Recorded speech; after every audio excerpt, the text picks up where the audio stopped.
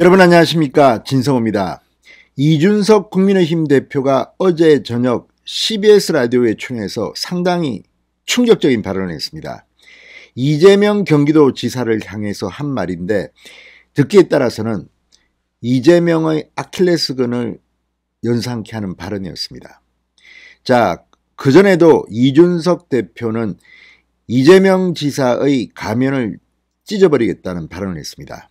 그런데 이번에는 한 단계 더 수위를 높였습니다.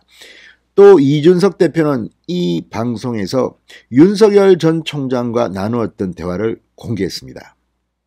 자, 윤석열 전 총장이 제가 봐도 최근 가장 힘들게 방어하고 있는 부분입니다. 왼손바닥에 임금왕자를 쓰고 나와서 TV토론에 잡힌 건데, 이 부분에 대해서도 농담을 윤석열 전 총장과 주고받았는데 상당히 의미심장합니다. 그리고 이 말을 들으면 홍준표, 유승민, 특히 유승민 전 의원은 조금 기분이 나쁠지도 모르겠습니다.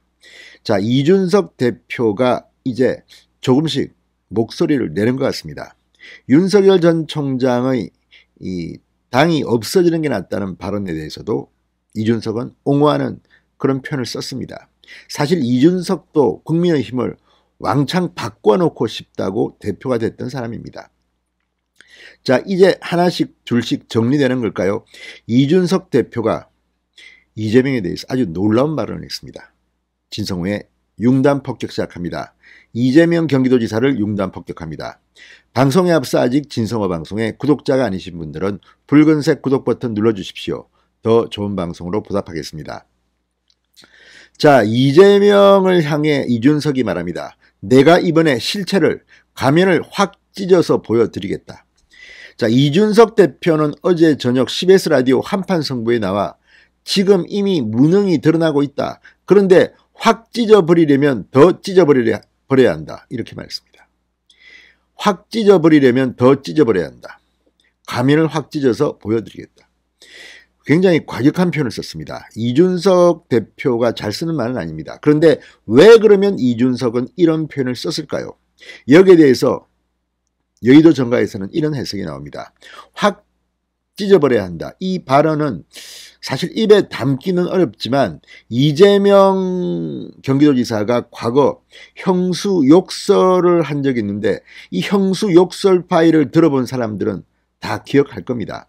이게 무슨 의미인지를.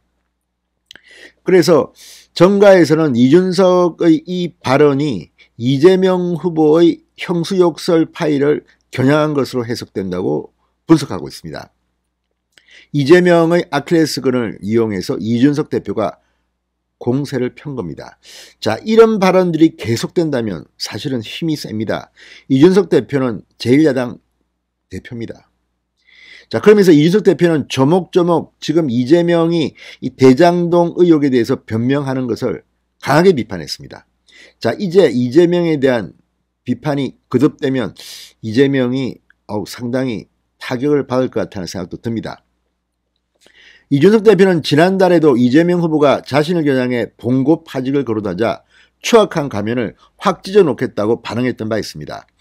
자, 이준석 대표는 이 방송에 나와 이재명 후보를 두고 성남시장 선거, 자치단체장 선거이기 때문에 그렇게 사람들이 관심을 안 갖는다. 경기도지사 선거도 탄핵 직후의 원사이드 선거였기 때문에 탄핵을 안 받았다. 이분이 사실 대장동 건 말고도 일반적인 공직선거라면 굉장히 검증을 세게 받았을 것들이 있는데 검증 안 받은 게 많다. 앞으로 이준석이 이재명을 겨냥한 폭탄을 하나둘씩 터뜨릴 것을 예고했습니다. 이준석 대표는 예를 들어서 음주운전 이런 것들도 해명을 하라고 하니까 무슨 고발당한 분의 변호를 하다가 이렇게 됐다고 한다. 이게 무슨 해명인가? 그래 놓고는 해명했다고 한다. 매번 별 관계도 없는 얘기를 한 다음에 그때 해명했잖아요. 이런 식이다. 이것도 한번 해야 됩니다. 그러니까 대장동 건 관련해서도 그냥 말만 크게 나오는 것이다. 계속 시어머니, 시아버지 이런 얘기를 한다. 한전지검과 노벨과 다이너마이트 다 기억나지만 아무것도 해명된 게 없다. 그러니까 이재명은 꼭 비유를 한다면서 딴소리를 합니다. 뭐 시어머니가 며느리 어떻고 노벨, 다이너마이트 이게 왜 그렇겠습니까? 뭐 한전 직원이 뇌물 받으면 대통령이 사퇴하느냐? 해명을 하지 않습니다.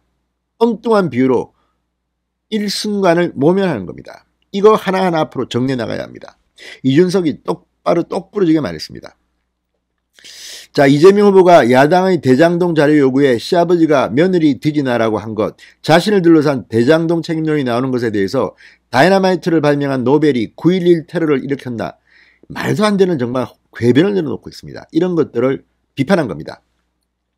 이준석 대표는 이재명 후보는 도덕성이나 품성을 기대하는 후보는 아니다. 능력에 기대하는 사람들이 선호하는 후보다.